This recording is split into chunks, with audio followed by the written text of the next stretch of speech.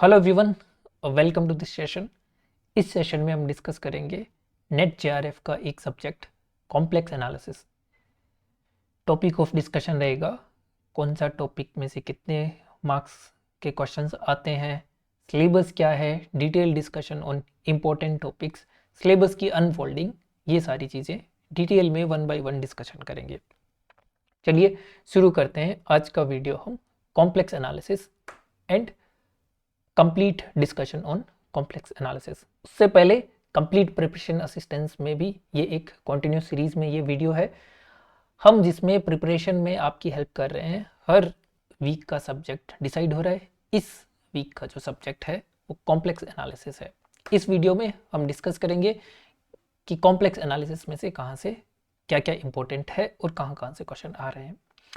सबसे पहले बात करूँ सिलेबस जो नेट जेआरएफ के लिए है, जो वेबसाइट पे है उसके ऊपर सिमिलरली सेम सिलेबस ही आपका गेट मैथमेटिक्स का भी है।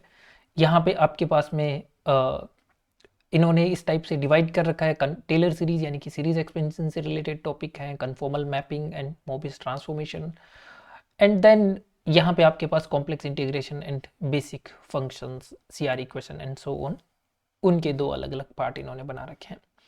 बट ये थोड़ा काफ़ी मिसमैनेज्ड है, कहीं टॉपिक ऊपर नीचे भी हो रखे हैं।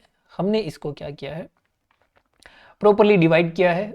सब्जेक्ट जो है आपका कॉम्प्लेक्स एनालिसिस वो नेट जेआरएफ एग्जाम में आपका जो आता है वो 30 से लेके 32 मार्क्स तक का आता रहा है पेपर के अंदर। कॉम्प्लेक्स एनालिसिस अलोन ये नेट जेआरएफ का मार्किंग कोटा है। गेट एग्जाम के अंदर जो आपका कॉम्प्लेक्स एनालिसिस आता है गेट एमए में, उनके लिए ये लगभग 10 मार्क्स का आपके पेपर में आता है। टोटल 85 मार्क्स की जो मैथमेटिक्स करनी होती है उसमें से 10 मार्क्स का कॉम्प्लेक्स आता है। नेट में जो आपको टोटल 170 मार्क्स की मैथमेटिक्स करनी होती है उसमें से 30 से लेके 32 मार्क्स तक का कॉम्प्लेक्स अलोन आता है। कॉम्प्लेक्स की खास बात यह है कि straight forward statements, direct results में से क्वेश्चन ठीक ठाक बन जाते हैं और जिसने थोड़ा बहुत मेहनत किया हो कॉम्प्लेक्स के अंदर वो 20-25 मार्क्स तक भी स्कोर कर सकता है। चलिए डिस्कस करते हैं सिलेबस। सिलेबस को हमने यूनिट वाइज डिवाइड करके 5 यूनिट बनाए हैं। कहाँ से क्या इंपॉर्टेंस है इसकी चर्चा भी करते हैं डिटेल में।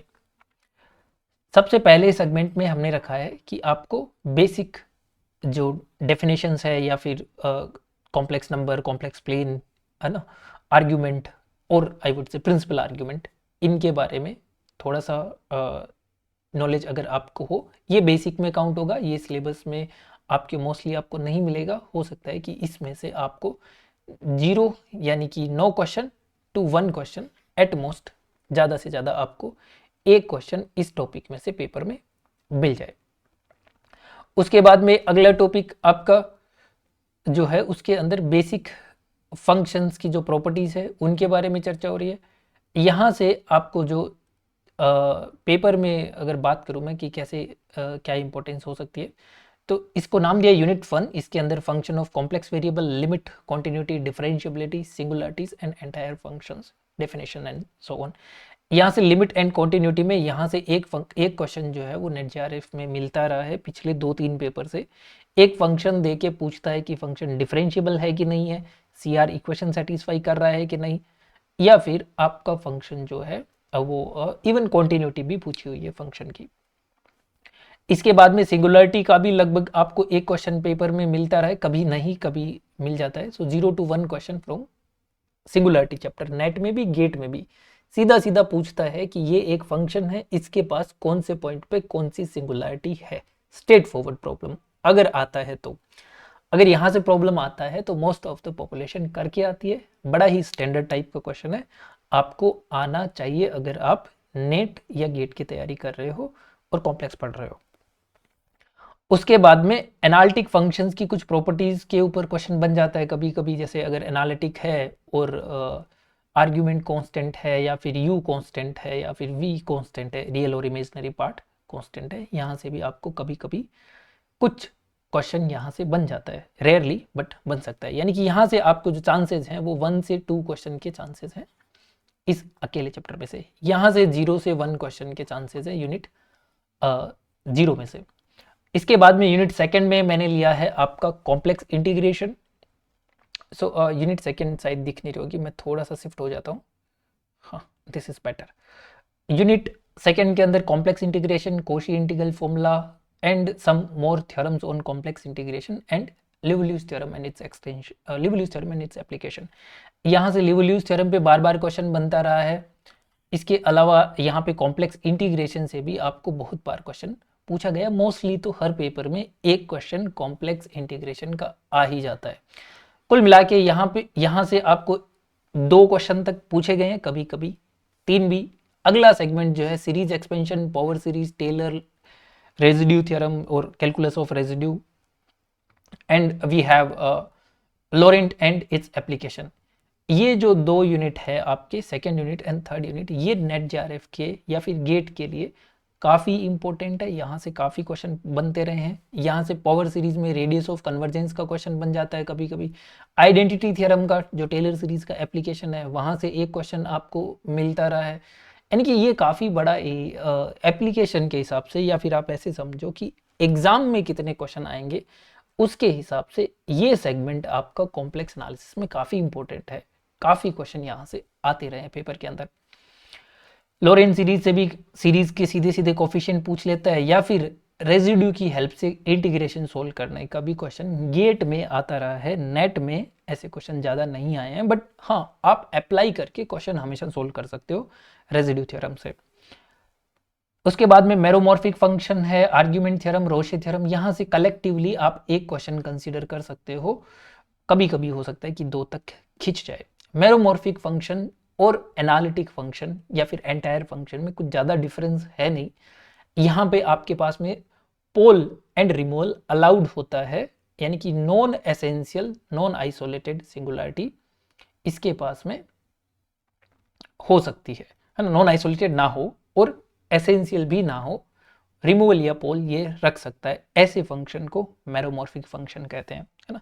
लगभग सारे रिजल्ट यहाँ पे भी लग जाते हैं जो एंटायर फंक्शन में लगते हैं। एनीवेज, फाइनल सेगमेंट में कन्फॉर्मल मैपिंग है, मोबियस ट्रांसफॉर्मेशन है, मैक्सिमम मॉडुलस प्रिंसिपल है और फिर आपकी स्वार्ट्ज लेमा है। यहाँ पे भी आपके पास में अगर क्वेश्चन देखो तो आप स्वार्ट्ज लेमा से सीधा सीधा क्वेश्चन आया है बहुत बार 4.75 मार्क्स में। मैक्सिमम मॉडुलस प्रिंसिपल से भी क्वेश्चन कभी कभी बन जाता है। मोबियस ट्रांसफॉर्मेशन से भी चांस है कि आपको क्वेश्चन गेट में पूछता रहा है, वैसे नेट में ज़्यादा नहीं पूछा है। कन्फॉर्मल मैपिंग का भी सीधा सीधा स्ट्रेट फॉरवर्ड क्वेश्चन बना है, नहीं तो नहीं बना है। तो ये तो रही आपकी यूनिट वाइज डिस्ट्रीब्यूशन। यहाँ से हो सकता है कि आपको 1 से 2 क्वेश्चन मिले और यहाँ से भी आपको 1 से 2 मैक्सिमम क्वेश्चन मिलेंगे। अगर यूनिट वाइज पूरा डिवीजन देखूं जिस टाइप से मैंने डिवाइड किया है, इसमें अगर हम इसको फेज वाइज ब्रेक कर दें तो मैं इसको ऐसे ब्रेक करूंगा कि आपका जो यहाँ पे जो अभी अभी हमने पीछे डिस्कस किया था, इसमें जो इसको मैं बोल रहा हूँ फेज 1 और इसको बोल रहा हूँ फेज 3 और यहाँ पे बोल रहा हूँ फेज 2। अब ये जो फेज 2 है उसके अंदर मैं काउंट करूंगा आपका ये वाला सेगमेंट, कौन सा, second unit and third unit. जो सेकेंड एंड थर्ड यूनिट है, second unit and third unit, ये दोनों मिलके, यानी कि ये जो इतना सिलेबस है आपका सीरीज वाला एंड कॉम्प्लेक्स इंटीग्रेशन एंड उसके ऊपर थ्योरम, ये मिलके अलोन लगभग 60% तक का आपका पूरा कवर कर लेता है एग्जाम में जितना कंटेंट आता है उसका। उसके अलावा यहाँ पे अगर आप ये फर्स्ट और सेकंड दोनों को कंसीडर करो तो 10% 20% हार्डली, और ये वाला आप करो तो ये 25% तक आप कंसीडर कर सकते हो, है ना। तो इसको आप 10 to 15% हार्डली, और ये आपका 25% plus you can consider it.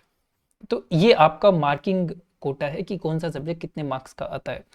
अब सिलेबस का ब्रेकअप इस हिसाब से किया गया है कि अगर आप कहीं से भी पढ़ रहे हैं इसी पैटर्न में पढ़ेंगे तो आपकी 2 चीज़ें कॉन्फ्लिक्ट नहीं करेगी, ऐसी चीज़ बीच में नहीं आएगी जो आपने पहले ना पढ़ी हो। तो ये स्टेप बाय स्टेप ब्रेकअप है। आप अगर ऐसे किसी भी जगह से कॉम्प्लेक्स पढ़ रहे हैं तो that will be better for you either from some book or from some classes or wherever you are preparing for your exam. अब हम क्या ऑफर कर रहे हैं उसके बारे में चर्चा करते हैं। ये जो कंप्लीट प्रिपरेशन असिस्टेंस है, इसके अंडर हम आपको पर्टिकुलर सेट ऑफ क्वेश्चंस देते हैं जो आपको सॉल्व करने होते हैं। आपको टारगेट मिलता है हर रोज का, लिंक के डिस्क्रिप्शन के अंदर मैं आपको लिंक अटैच कर दूंगा जहां पे आपको टारगेट मिलता है रोज। आपको उसी दिन वो टारगेट खत्म करना है, अगले दिन हम उसके सॉल्यूशन आपको प्रोवाइड करते हैं। सॉल्यूशन आपको अपने सॉल्यूशंस के साथ मैच करने हैं, अपने आप का टेस्ट करना है कि आपने कितने सही किए, कितने गलत किए, क्या गलत किया। ये सारी क्लियरिटी आपको खुद से करनी है जब आपको टास्क मिल जाए और आप फिनिश कर लो उसके बाद में। सारे के सारे लिंक डिस्क्रिप्शन में मिलेंगे आपको। अगर आपने कॉम्प्लेक्स एनालिसिस फिनिश नहीं किया है तो मैं नीचे एक लिंक अटैच कर दे रहा हूँ। ऑफ कोर्स वो पेड है। कॉम्प्लेक्स एनालिसिस के ऊपर जो है कंप्लीट कोर्स आपको मिलेगा रिकॉर्डेड फॉर्मेट में, वो आप बाई कर सकते हो, जो नीचे लिंक होगी उससे, अगेन अगर आपने नहीं पढ़ा है तो। चलिए, आज का हमारा डिस्कशन कॉम्प्लेक्स एनालिसिस के बारे में था, जिसमें हमने डिस्कस किया कि कहाँ से कितने क्वेश्चन, सिलेबस का ब्रेकअप कैसे है, और आपका जो अपकमिंग वीक है इसके अंदर हम कॉम्प्लेक्स एनालिसिस पे आपको टास्क देने वाले हैं। Thank you very much everyone for watching this. I hope this video was helpful for you. फिर से मिलेंगे आपको हम अगले हफ्ते कुछ नए टास्क के साथ में। तब तक के लिए bye everyone, see you all in the next one. Thank you.